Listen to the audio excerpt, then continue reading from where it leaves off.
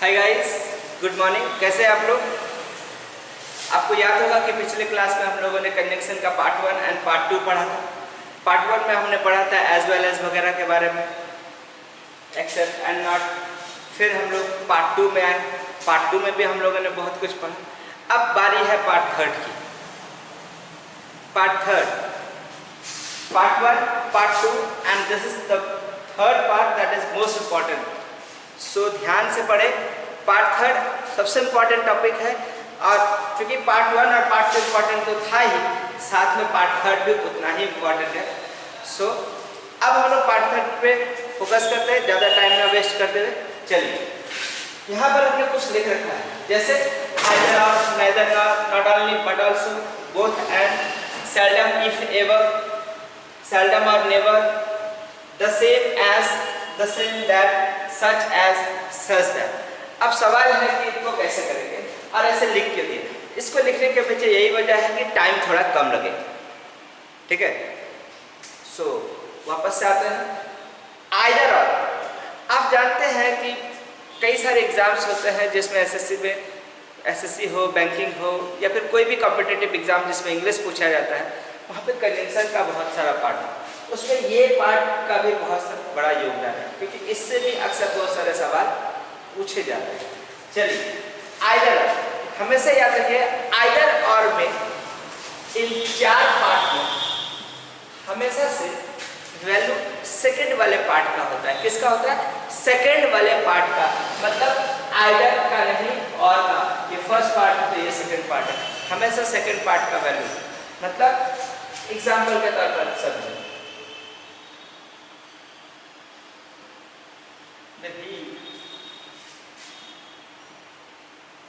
or his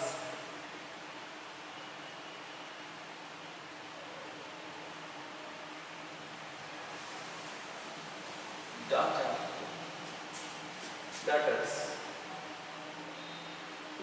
is are कब। यहाँ पे हमने लिखा है either he or his daughters are और ऑब्लिक is coming। अब सवाल है कि यहाँ पे इज होगा या आर होगा। अगर पहला वाला सिंगल है तो यहाँ दूसरा क्या कहता है? दूसरा वाला प्लूरल है।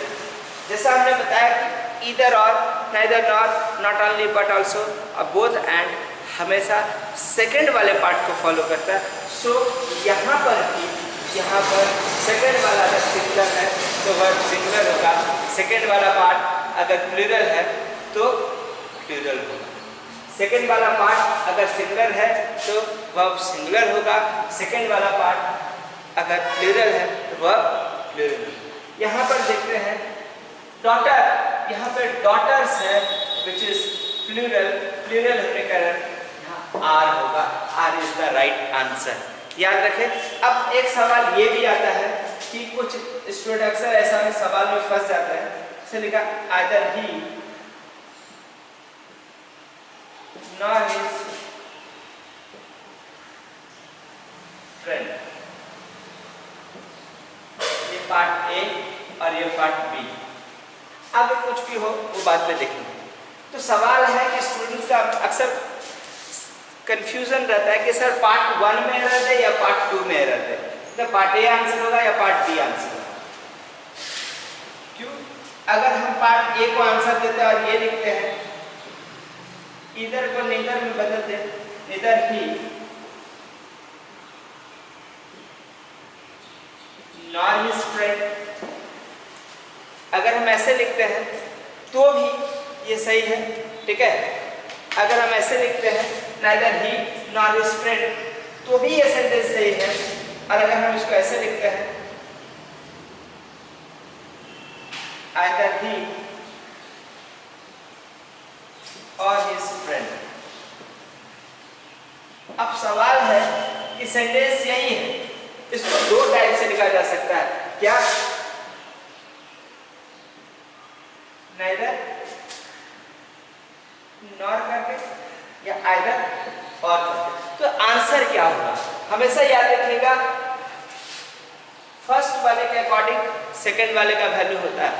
वैल्यू सेकंड वाले का जरूर होता है, बट फोकस फर्स्ट वाले के अकॉर्डिंग होता है।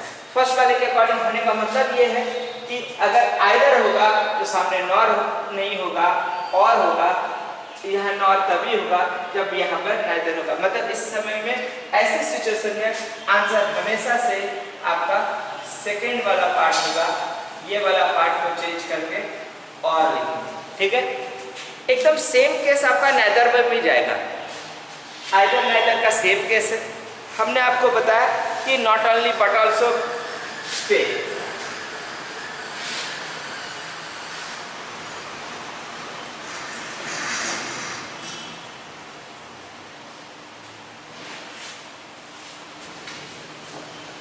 अब हम लोग आते हैं नॉट ओनली बट ऑल्सो और बोथ हैंड पे। एक एग्जाम्पल हम यहाँ लिख रहे हैं,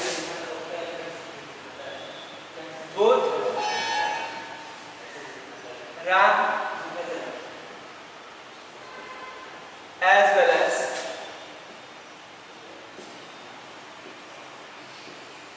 his brothers are coming.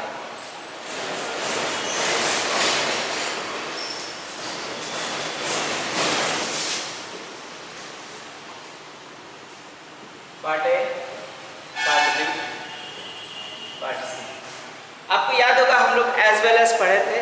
As well as में हमने ये कहा था कि अगर सेंटेंस में कहीं एज वेल एज हो, वर्ब हमेशा से फर्स्ट वाले सब्जेक्ट के अकॉर्डिंग वर्क करता है। यहाँ पर फर्स्ट वाला सब्जेक्ट क्या है, राम है, उसके हिसाब से तो इज होना चाहिए था, बट यहाँ तो आर है, तो यहाँ पे आर है और ये सही है क्योंकि यहाँ पर एज वेल एज के बाद ये बोथ का, जहाँ भी बोथ होगा वहाँ पर सिर्फ और सिर्फ सामने एंड होगा, यहाँ एज वेल एज नहीं होगा। So the right answer will be both Ram and his brothers, ये होगा सही टर्म। अब हम लोग आते हैं नॉट ओनली बट ऑल्सो। इस पार्ट को बड़ा ध्यान से समझें क्योंकि ये जो पार्ट है ये बहुत ही इंपॉर्टेंट है। जिस पार्ट की हम बात कर रहे हैं ये पार्ट बहुत इंपॉर्टेंट है और इससे एरर कई बार कंफ्यूज करने वाला होता है। जैसे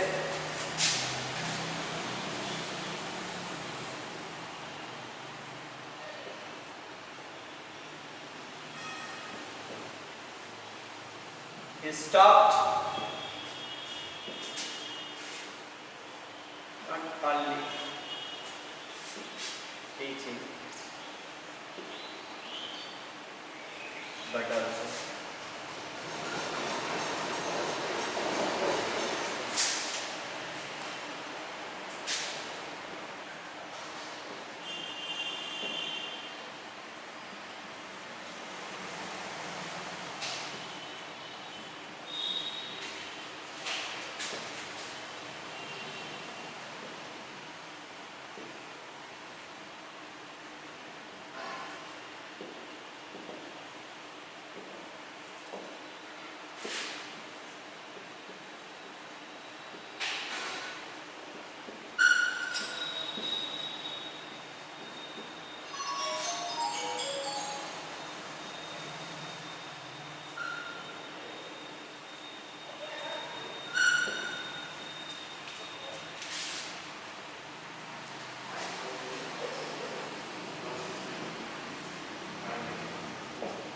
यहाँ हमने तीन तरह का सेंटेंस लिखा है।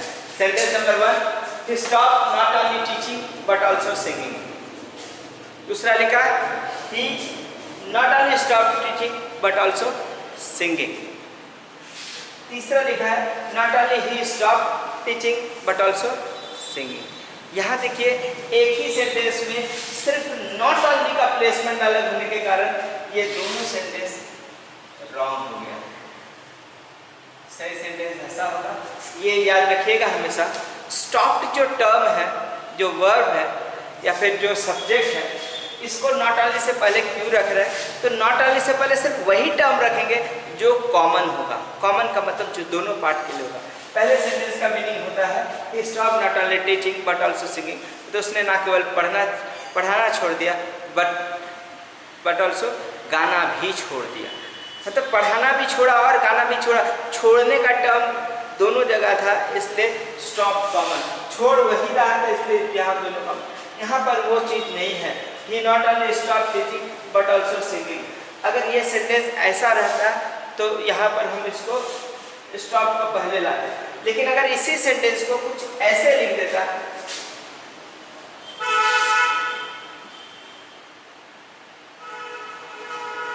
he not only stopped teaching but also started singing, तब इस सेंटेंस में कहीं कोई एरर नहीं। याद रखिएगा हमने क्या बोला कि he not only stopped teaching but also started singing।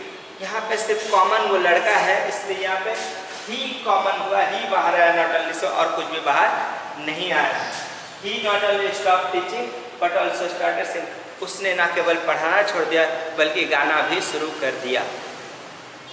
याद रखिएगा यहाँ कॉमन नहीं था इसलिए कॉमन टर्म बाहर नहीं आया।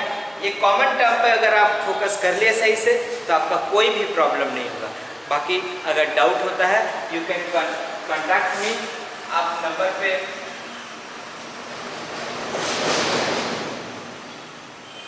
इस नंबर में कॉल कर सकते हैं, व्हाट्सएप भी कर सकते हैं, आपका प्रॉब्लम सॉल्व हो जाएगा। ठीक है, अब हम लोग आते हैं सेल्डम इफ एवर और सेल्डम और नेवर।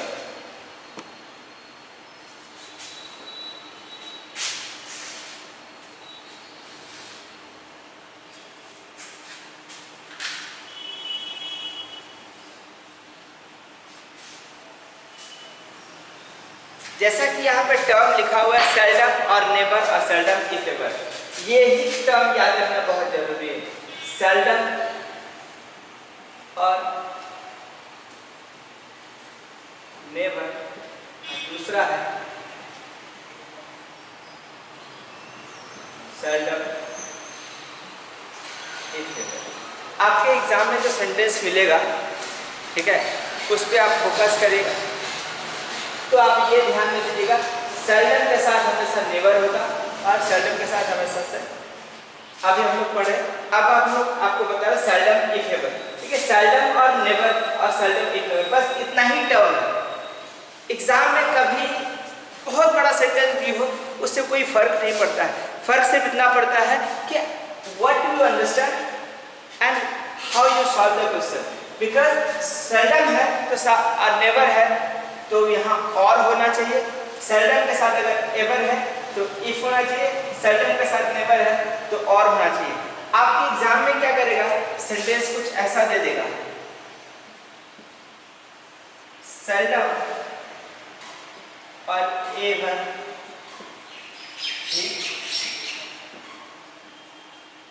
Comes never. अब यहाँ पर एक सेंटेंस ये है या फिर दूसरा सेंटेंस कुछ ऐसे दे दो, seldom if never he. Sentence वही है, मीनिंग वही है। अब अगर किसी चीज पे फोकस कर सकते हैं तो वो सिर्फ इतना है कि सेल्डम होगा तो सामने एवर होगा और नेवर होगा, दोनों हो सकता है। लेकिन सेल्डम के साथ जब एवर होगा तो बीच में क्या होना चाहिए, इफ होना चाहिए। यहाँ और लगाकर एरर दिया है, ये सेंटेंस कुछ ऐसा होना चाहिए था और यहाँ इफ लगाकर दिया, ये रॉन्ग है। सही सेंटेंस होता क्या, सेल्डम और नेवर ही कम्स हियर और seldom if never he comes here. दो ही टर्म है, ठीक है, दो ही टर्म है क्या कि सेल्डम और नेवर ही कम्स हियर और seldom if never ever he comes. बस और कुछ फोकस नहीं करना है, ध्यान में रखिए, आपका प्रॉब्लम सॉल्व हो जाएगा। ये सीरीज ये मिलना चाहिए। आप ये दिमाग में नहीं रखिएगा सेल्डम और है तो एवर को नेवर में बताते और नेवर है तो एवर नहीं, इन दोनों को नहीं पेयर करेंगे। जब भी करेंगे इस दोनों को फोकस करेंगे, बीच वाला को चेंज करेंगे। ठीक है, चलिए अब हमारे पास हम नेक्स्ट की ओर बढ़ते हैं। नेक्स्ट में क्या लिखा है उस पर फोकस करें।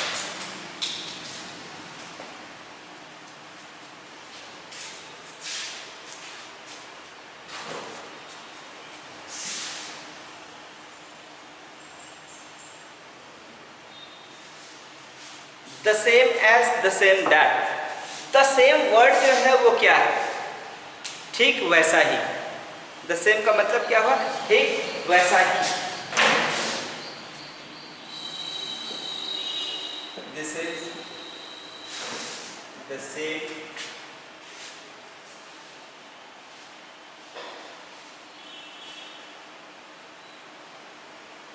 Book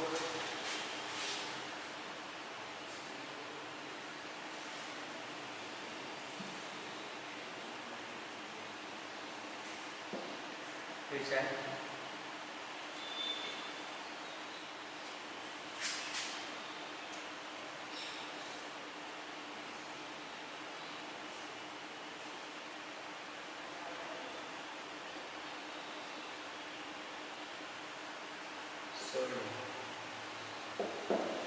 this is the same book which I sold him. यहाँ पर आप एक चीज का ध्यान देंगे, द सेम के साथ एज है, दैट है, विच कहीं भी नहीं है, बट विच डालकर एरर दिया जाता है। याद रखिएगा, सेंटेंस पढ़ने में कहीं भी एरर नहीं है। प्रोनाउन में आप जब पढ़ेंगे तो ये ध्यान में रखिएगा, विच जो है नॉन लिविंग के लिए यूज किया जाता है। बट ये ध्यान में रखिए, बुक है तो बुक के लिए विच यूज कर रहे हैं तो ये एक हिसाब से सही होना चाहिए। बट चूंकि द सेम है इसलिए द सेम के साथ हमेशा दैट यूज किया जाता है, विच डालकर एरर दिया जाता है। द सेम के साथ दैट। अगर दूसरा चीज दिस इज द सेम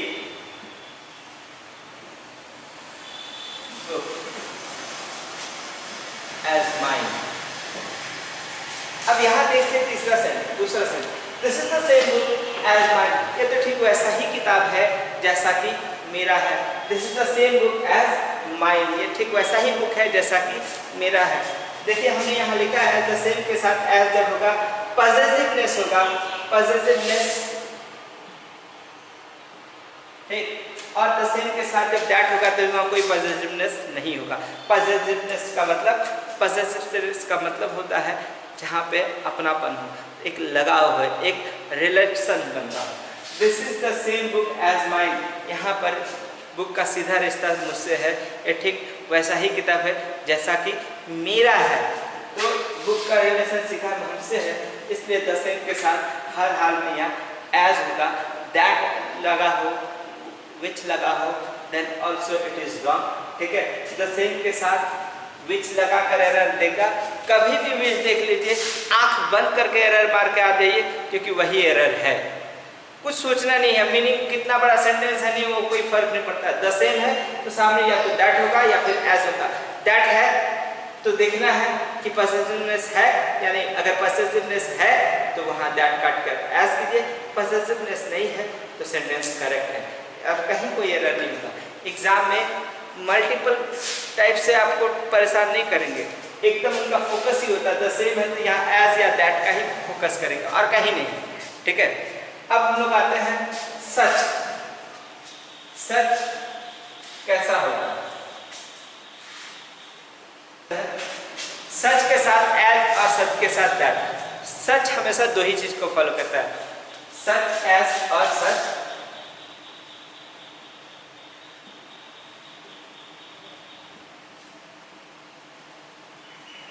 ठीक है, राजू का शादी ठीक हो रहा था, हम लोग सब लड़की देखने गए, हम गए, सागर सर गए, सब कोई गए और भी लोग गए। लड़की देख कर आए, राजू नहीं गया हमारे साथ। तो हम लोग पूछे भाई राजू का मन में अंदर अच्छा हजारों तरह सवाल है, कैसी लड़की है? हम लोग सब बोले लड़की यार मत पूछो, एकदम खतरनाक, काली है लेकिन बहुत सुंदर है, ठीक है। जैसी भी है राजू को बता दिया सबको। अब समझिए कि राजू का जब शादी हो रहा है, लड़की घूंघटा में है, अंदर लड़का का अंदर में एक ही सवाल है, कैसी है? क्या ठीक वैसी ही है जैसा सुंदर बताया था या फिर कुछ और है? तो सेंटेंस कुछ ऐसा बनेगा, she was not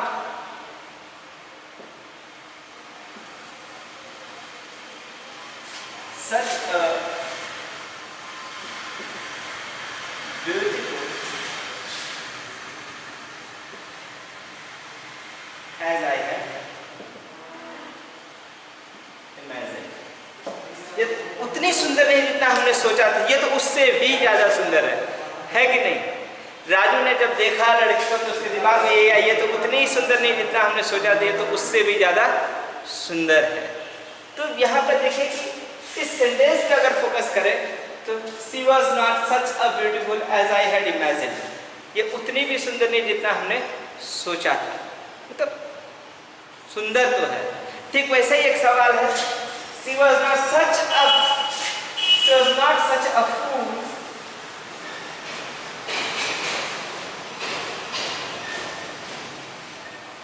as I had imagined. She was not such a fool as I had imagined. वो उतनी भी मूर्ख नहीं है जितना हमने सोचा था। इसका मतलब मूर्ख तो है। सच के साथ ऐस तभी होगा जब हम लोग कंपेयर कर रहे होते हैं। कंपेयर कर रहे होने का मतलब क्या है कि सच यहाँ पर कह रहे हैं कि she was not such a fool as I had imagined, वो उतनी भी मूर्ख नहीं है जितना हमने सोचा था।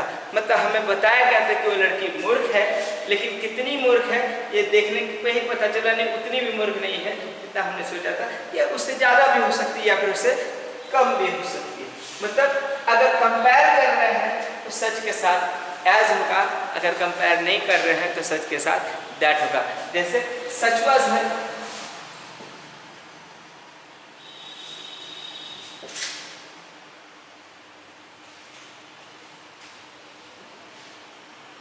behavior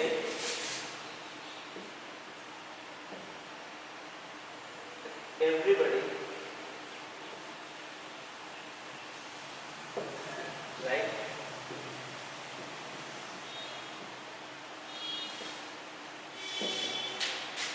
ठीक से देखे यहाँ पर हमने क्या कहा, such was her behaviour that everybody like oblique dislike है। अच्छा ये बताइए कि उस लड़की को लोग पसंद करेंगे ना पसंद किस पर डिपेंड करता है? Definitely it depends on the behaviour of the girl. अगर लड़की का बिहेवियर अच्छा रहा तो लोग लाइक करेंगे, अगर अच्छा ना रहा तो डिसलाइक करेंगे। सो यहाँ लाइक करना ना लाइक करना ये सब कुछ किस पे? बिहेवियर पर डिपेंड करता है। तो बिहेवियर यहाँ कॉज हो गया, तो लाइक का डिसलाइक उसका इफेक्ट हो गया। सो ध्यान में रखेंगे सच के साथ जब एज यूज करेंगे तो वहाँ कंपैरिजन होना चाहिए, और सच के साथ जब दैट होगा वहाँ पर कॉज एंड इफेक्ट। और इसी के साथ आपका कंजंक्शन का सारा मैक्सिमम पार्ट जो एग्जाम पॉइंट ऑफ व्यू से मोस्ट इम्पॉर्टेंट था कंप्लीट होता है। ठीक है, इसके बाद भी अगर कभी कुछ छूट रहा हो जो आप कहीं देखें आपको नहीं समझ में आ रहा, you can WhatsApp me, I will explain that. Okay, thank you.